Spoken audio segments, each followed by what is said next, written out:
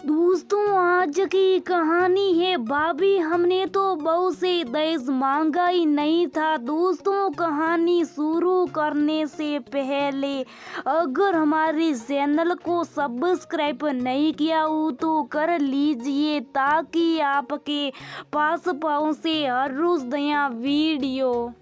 शांति निवास आज फूलों से सजा हुआ था। कोने कोने में गुलाब के फूलों से सजा की गई थी।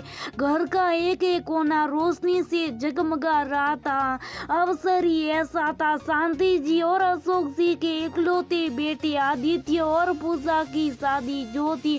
शांति जी को एक मिनट की फुर्सत नहीं थी। इकलौते बेटे की शादी में कोई कसर नहीं रहने दीना चाहती थी। घूम घूम के सारी इंतजाम खुद देख रही थी। कभी मेहमानों की आप भगत करती तो कभी हलवाई के पास खाने का इंतजाम देखती। जयमाल के वक्त बेटे और बहू की जोड़ी को देख आंखें भर आई। ऐसी सुंदर शिव पार्वती की जोड़ी धूमधाम से वर वधू का गर्भ प्रसव हुआ। पूजा भी पढ़ी लिखी समझदार तो थी, देखने में बेहद ही खूबसूरत लड़की थी। अपनी बहू के घर प्रवेश के वक्त शांति जी की खुशी संभाले नहीं संभल रही थी। आरती का थाल हाथों में ले दिल से लाखों आशीर्वाद दे बेटे बहू का स्वागत किया। अपनी बहू की शुभ हथेलियों के साफे पूजा घर की दीवार पे आलता से लगवाया। शांति जी ने मुंह दिखाई की रस्म के वक्त सबने जी खोल के तारीफ की। नहीं बहू की, वाह दीदी, बहू नहीं साद का टुकड़ा लाई हो आप। शांति जी की भाभी अनीता जी ने पूजा को तोहफा में सोने के कंगन देते हुए कहा। एक एक करके सारे मेहमान घर से विदा हो गए और घर में रह गए शांति जी और उनका परिवार। पूजा का जैसा नाम था वैसा ही गुण था। अपनी सास का मान सम्मान आदर करती, घर के कामों को खुशी खुशी अपनी जिम्मेदारी समझ करती और अपनी सास के साथ मिलजुल कर प्रेम से रहती थी। अपनी नंद के घर से आते जाते अनीता जी ने अपने बेटे के शादी का निमंत्रण शांति जी को देते गई थी, जो कुछ ही महीनों बाद थी। और ये भी कह गई थी कि पूजा बहू को भी जरूर लाना। अपनी सास के मायके जाने के लिए पूजा भी बहुत उत्साह से सारी तैयारी करने लगी। नई नई शादी के बाद पहली शादी में जाने का एक अलग ही उत्साह पूजा में था। शांति जी के भाई भाभी संपन्न लोग थे। खूब धूमधाम से शादी हुई। नई बहू अपने साथ लाखों का दहेज और नई समसमाती कार लेकर आई थी। नई बहू के गृह प्रवेश के रस्म के बाद मुंह दिखाई की रस्म होने लगी। जाओ पूजा बेटा, अपनी देवरानी की मुंह दिखाई की रस्म कर दो और जो तोहफा लाई हो वो भी दे दो। अपनी बहू को नई बहू की मुंह दिखाई के लिए शांति जी ने बोला।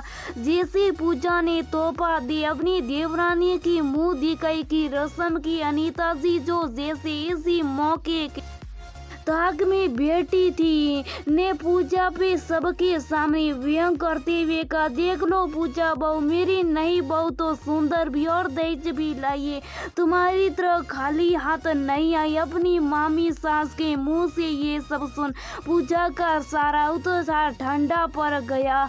सबके सामने यूं अपनावित होते देख उसकी आंखों में आंसू आ गए। शांति जी वहीं खड़ी सब देख सुन रही थी। अपनी बहू का अपमान होते देख उन्हें बहुत गुस्सा आया। ये क्या तरीका है भाभी, मेरी बहू से बात करने, इस तरह सबके सामने अपमानित करने का आपको क्या अधिकार है? अपनी नंद की बातें सुन अहंकारी अनीता ने कहा, इससे नाराज होने क्या बात है दीदी, ससी तो करिए, मैं मेरी छोटी बहू के भी कार मिलाए, अब तो दो दो कार मेरे दरवाजे पे खड़ी। बुरा मत मानना दीदी, आदित्य के लिए तो लाखों का दहेज मिल जाता, लेकिन आपकी पूजा बहू तो खाली हाथी आ गई, ना कोई सामान लाई और ना ही कार। भाभी हमने तो दहेज मांगा ही नहीं था। पूजा बहू के पिताजी से हमने तो पूजा के गुण और संस्कारों को देख के शादी की। अपने बेटे की बहु अच्छे परिवार से। अगर हम कहते तो किसी बात की कोई कमी नहीं करते, लेकिन हमें तो सिर्फ सुंदर, गुणी और परिवार साथ लेकर चलने वाली बहू चाहिए थी, जो हमें पूजा बेटी के रूप में मिल गई। अपनी नंद की बातें सुनानी तो हंसने लगी। क्या दीदी अपनी बहू की तो गुण गाती थी, अब उसके मायके वालों के भी गाने लगी। मानती हो भाभी, मेरी बहू छोटे घर से आई, आपकी बहुओं जैसी बहुत बड़े घर से नहीं आई, लेकिन जो संस्कार वो अपने साथ लाई वो आपकी बड़े घर की बहू नहीं करके आई। सब जानती हूँ मैं कि आपकी बड़ी बहू आपकी कितनी इज्जत करती है और आपकी बातों का कितना मान देती है। बारात निकलने से एक रात पहले जब आपकी बड़ी बहू कमरे में आपको बुरी डांट रही थी कि उसकी नई साड़ी आपने ड्राई क्लीनर से क्यों नहीं मंगवाई, तो मैं वहीं दरवाजे के पास खड़ी थी। माफी चाहूंगी कि आपकी आपस की बातों को सुन लिया मैंने, लेकिन बहू की आवाज़ इतनी तेज थी कि वो खुद ही मेरे कानों तक पहुंच गई। धन दौलत तो एक दिन ख़त्म हो जाएंगे भाभी, लेकिन जो संस्कार मेरी बहू लेकर आई है वो तो कभी ख़त्म नहीं होंगे। अपने पिताजी को दहेज के क्रेज में डूबता देख कौन सी लड़की अपने सास ससुर अपने माता पिता को सम्मान दे पाएगी। माफ करना भाभी, लेकिन दहेज में कार लाने वाली बहू से डांट खाने से अच्छा मुझे बिना दहेज के आई अपनी बहू से सम्मान पाना ज्यादा प्यारा है।